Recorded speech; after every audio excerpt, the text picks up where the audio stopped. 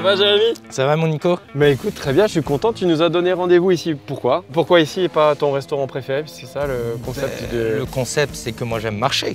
Oui, ça c'est vrai. Donc j'aime beaucoup marcher, donc je t'ai donné rendez-vous là pour aller manger au restaurant à pied.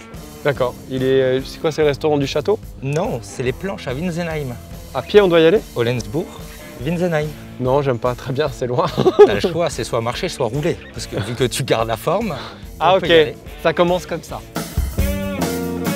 Alors Jérémy, tu as marqué du fer rouge, en tout cas l'un de tes combats, ça a été de partir de l'Alsace jusqu'à Paris à pied. Exactement, on a fait un défi qui s'appelait Marcher pour respirer. Donc on est parti de Colmar à Paris pour passer un message d'espoir et de solidarité face à la maladie. Donc on a fait ces 500 km en 12 jours avec une journée de pause. Ouais. Donc ça a été une très belle aventure, suivie par beaucoup de monde et beaucoup de personnalités. Donc on est content que le message d'espoir et de solidarité soit passé comme on le voulait et comme on l'entendait.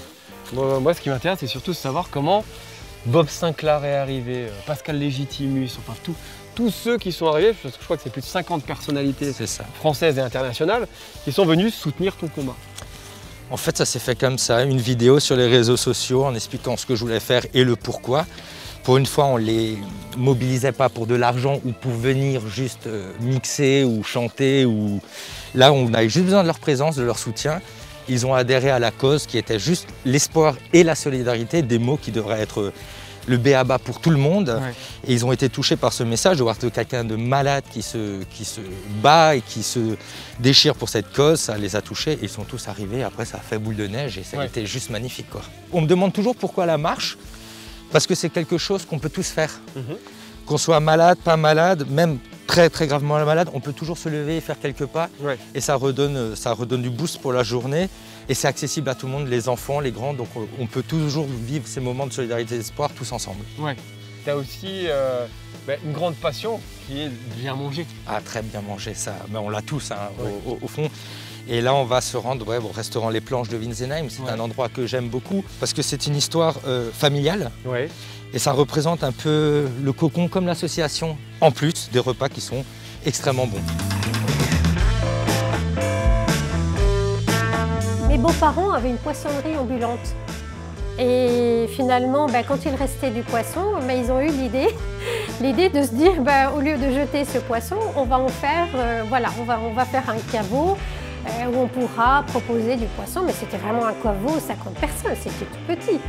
Finalement, il y a eu le jukebox, ils ont installé un jukebox, et puis petit à petit, les gens mettaient une pièce et puis commençaient à se trémousser, et puis petit à petit, on est arrivé vers cet espace de restauration et de danse en même temps.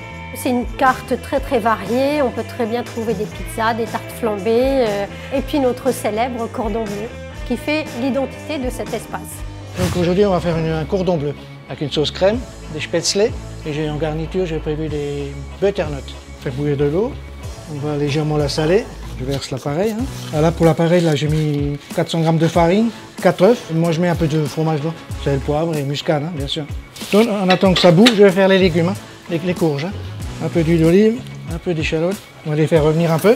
Et là, les spätzle, dès que ça remonte, on va les enlever. Là, je vais mettre les butternuts, sel, poivre. Je vais mijoter tout doucement. Là, j'ai tranché 2 escalopes de veau dans la noix. Je vais légèrement taper. Je vais mettre une tranche de fromage de mental, une tranche de jambon, légèrement fumé celui-là. Et je remets une belle tranche de mental. Je remets une tranche de veau. Je les trempe dans la farine. Vous les mettez dans jaune d'œuf avec un peu de sel et un peu d'huile. Et là, nous avons 2 sortes de chapelures, la brune et de la blanche.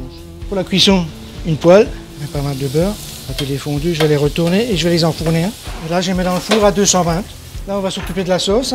J'ai mis un peu d'huile d'olive, je vais rajouter les échalotes, je vais rajouter les champignons. Quand c'est bien revenu, je vais déglacer avec du vin blanc. Voilà, juste un fond, pas trop. Je vais rajouter du bouillon de volaille. Là, on va le faire réduire un peu de moitié. Donc je vais crémer, j'ai mis un 25 centilitres de crème et on va le refaire cuire. Et on va légèrement le lier.